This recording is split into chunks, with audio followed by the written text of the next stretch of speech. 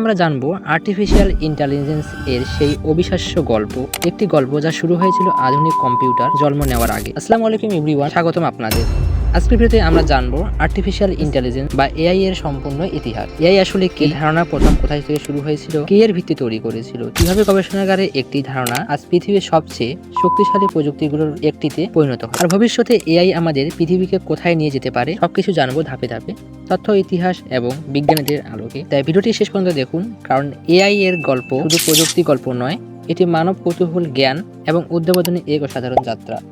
কল্পনা করুন, আপনি এমন এক সময় বাস করছেন যখন পৃথিবীতে স্মার্টফোন নেই, এমনকি আধুনিক কম্পিউটারও নেই। কিন্তু সে সময়ে একজন মানুষ এমন একটি ধারণা নিয়ে ভাবছিলেন যা কয়েক দশক পরে পৃথিবীকে বদলার নাম ছিল অ্যালান টুরিং।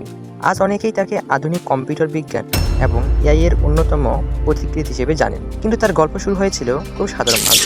ছোটবেলা থেকেই তিনি অন্যদের মতো ছিলেন না। যেখানে বেশিরভাগ মানুষ উত্তর খুঁজছিল, সেখানে তিনি প্রশ্ন খুঁজতেন এবং সেই প্রশ্নগুলোই পরবর্তীতে প্রযুক্তির ইতিহাস বদলে দেয়। 1930-এর দশকে কম্পিউটার বলতে আমরা আজ বুঝি সেরকম কিছুই ছিল না। তখন কম্পিউটার ছিল না ডেস্কে রাখা একটি যন্ত্র, বরং কম্পিউটার শব্দটি ব্যবহার করা হতো মানুষের জন্য যারা হাতে গণনা করত।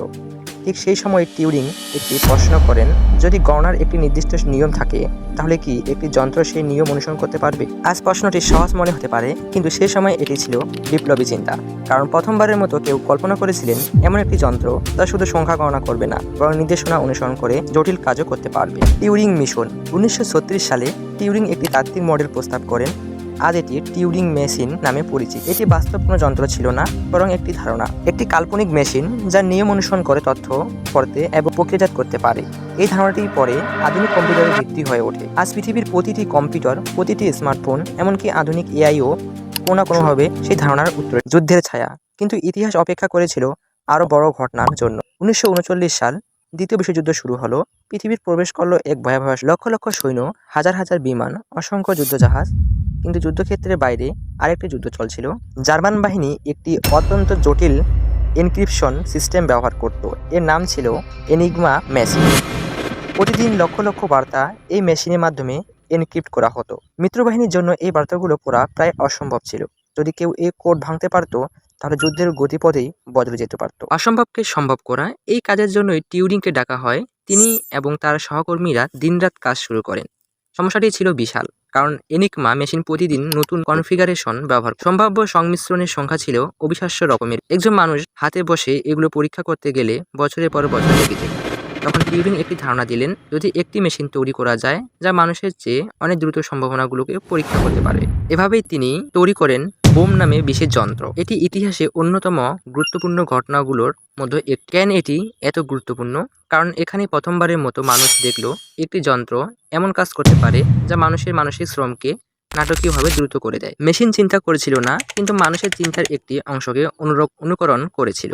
আজকের এআই এর মূল ধারণাটিও অনেকটা সেরকম। এআই সচেতন নয়, কিন্তু এটি এমন কাজ করতে পারে যা বাইরে থেকে দেখলে বুদ্ধিমত্তার মতো মনে হয়। 1945 সালে যুদ্ধ শেষ হলো।